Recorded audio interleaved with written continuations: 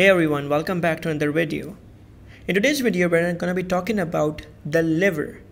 Because we have referred to liver in the previous videos, we know that liver is connected with the small intestine. The stomach is where the small intestine then later begins, and we know it has three parts named as duodenum, jejunum, and ileum. When we talk about the parts of the small intestine, digestion and absorption happens over there. And there are blood vessels which finally absorb the digested food and bring it towards the liver through the hepatic portal vein.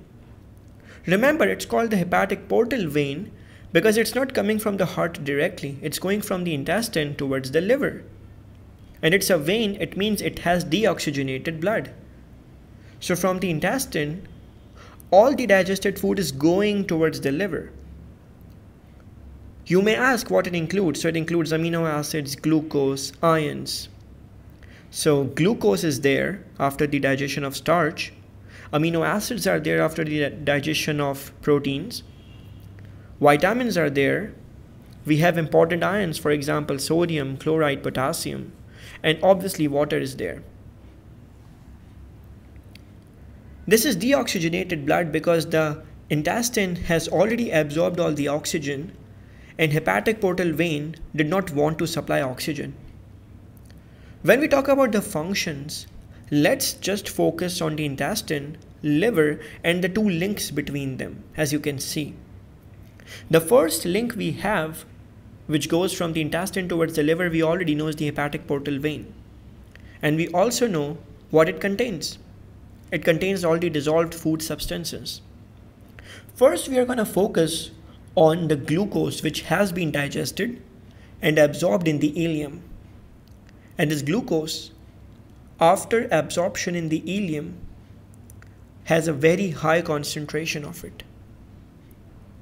So this glucose, which was now absorbed by the villi, it's now moving towards the liver.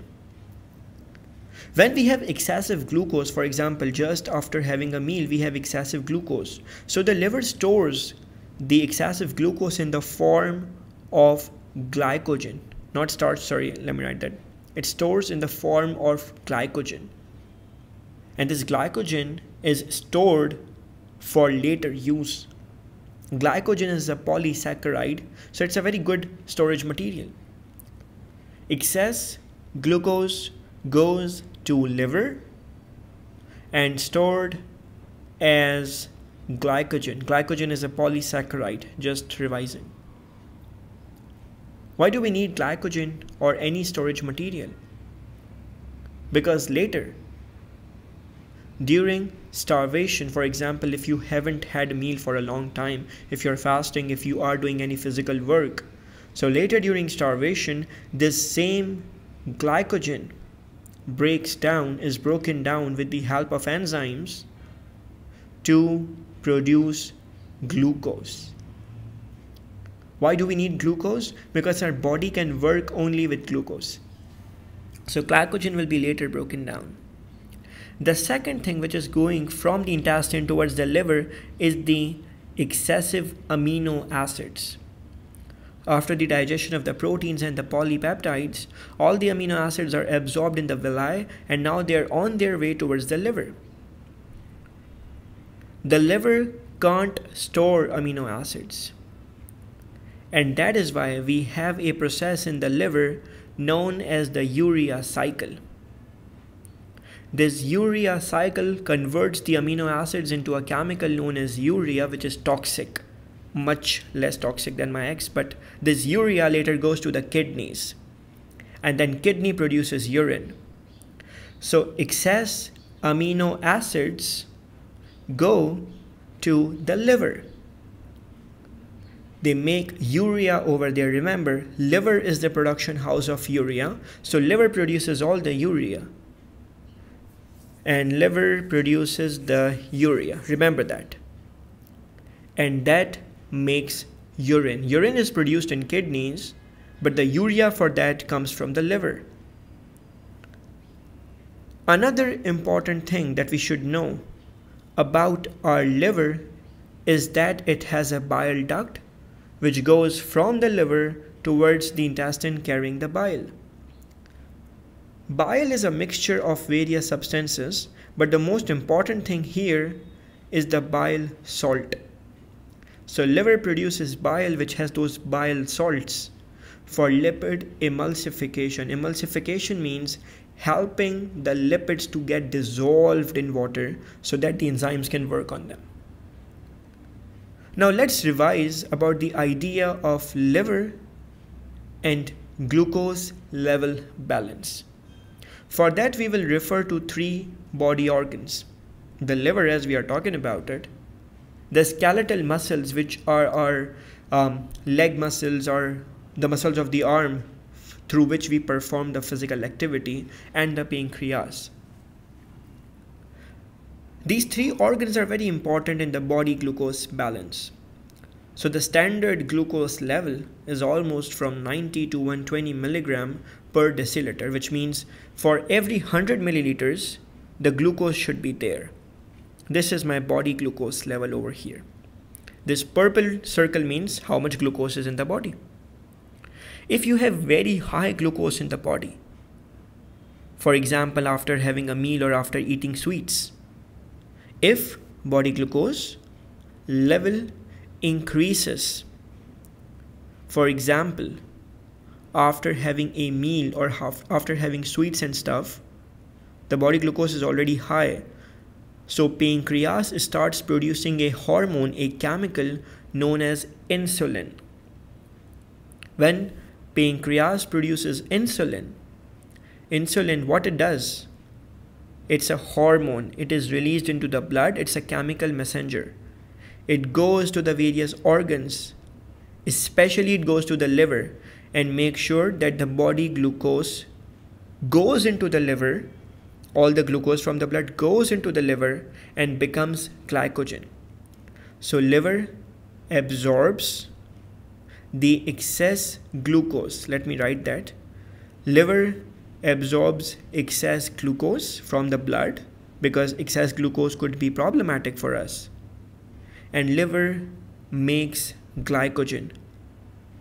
Remember, we know that glycogen is a polysaccharide and it's a storage material. It is like we have a lot of coins and now we are converting them into big cash bills.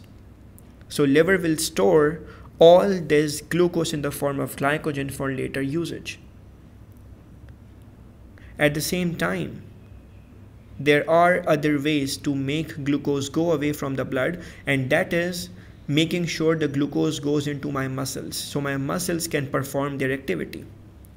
Also, muscles get there's a lot of glucose for physical activity. That is why after having a lot of glucose, you are having the energy to perform work. But if the body glucose level falls down, for example, you haven't had a meal or you have been fasting or something, then what happens? So if body glucose level falls like after exercise or fasting, the pancreas produces another chemical known as glucagon. Glucagon is literally the opposite of insulin. So what does glucagon do? This glucagon hormone is produced by the pancreas. Okay, I didn't write point 1. But anyway, glucagon is produced by this pancreas. It's also a hormone. It's very similar to insulin. And then all the glycogen in the liver is broken down so that glucose can be made available. So glycogen is broken down. It's reverse of what insulin would do. So glycogen from liver is broken down. Remember, glycogen was stored over there, so it's broken down to remake glucose.